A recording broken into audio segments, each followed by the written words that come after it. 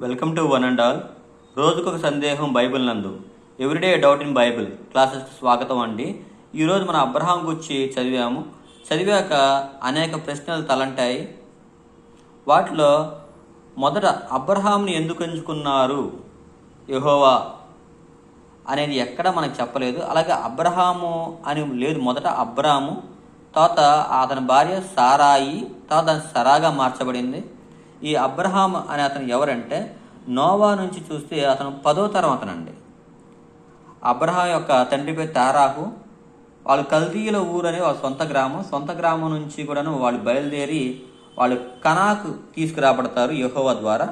అయితే ఇక్కడ తేరాహు, అబ్రహాం యొక్క తండ్రి తేరాహు మొత్తం 3 కొడుకులు, అబ్రహాము, నాహోరు, హరాన్. అయితే హరానికి చనిపోతాడు. హరాన్ చనిపోయాక హరానికి లోతు అలాగే మిల్కా అనే 2 పిల్లలు ఉంటారు. ఆ మిల్కా అనే అమ్మాయినేమో తన సొంత పెదనాన్న అయినటువంటి నాహోరు పెళ్లి చేసుకుంటాడండి. అబ్రహాంకి ఏమో సారాయి అని ఒక ఆమెను ఇచ్చి పెళ్లి చేస్తారు. అతన్ని అబ్రహాంని దేవుడు ఎంచుకొని అతన్ని అక్కడి నుంచి కూడా నీ ప్రజలందరికీ కూడా మంచి సారవంతమైన నేలను ప్రసాదిస్తానని చెప్పేసి మొత్తం తిప్పుతూ చివరికి కనాన్ అనే దేశానికి తీసుకెళ్తాడు. కనాన్ అంటే ఏదో కాదండి, ఇప్పుడు చూస్తున్న పాలస్తీనా యొక్క తీర ప్రాంతాన్ని మనం కనాన్ అంటాము. అప్పటికీ అక్కడ ప్రజలు ఉన్నారు. ఆ ప్రజలు ఉన్నప్పటికీ కూడాను అక్కడ తీసుకెళ్ళి ఎక్కడ నీకు నీ సంతానానికి నీ వంశవాళ్ళందరికీ కూడాను ఉంచబోతున్నాను అంటాడు.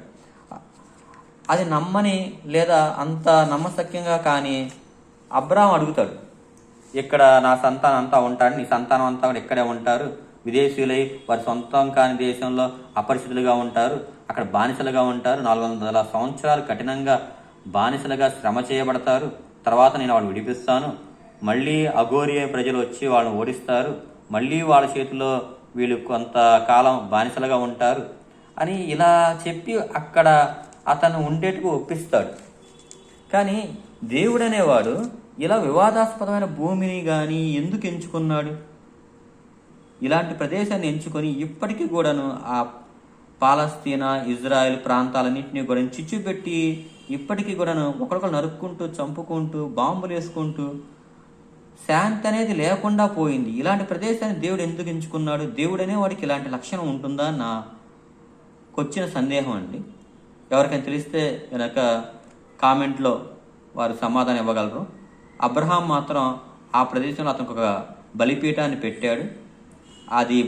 ఆ బలిపీఠం బేతేలు దగ్గర ఉంది. బేతేలు నుంచి మళ్ళీ పర్వత ప్రాంతాల్లోకి వెళ్ళి అక్కడ కూడా ఒక బలిపీఠాన్ని పెడతాడు.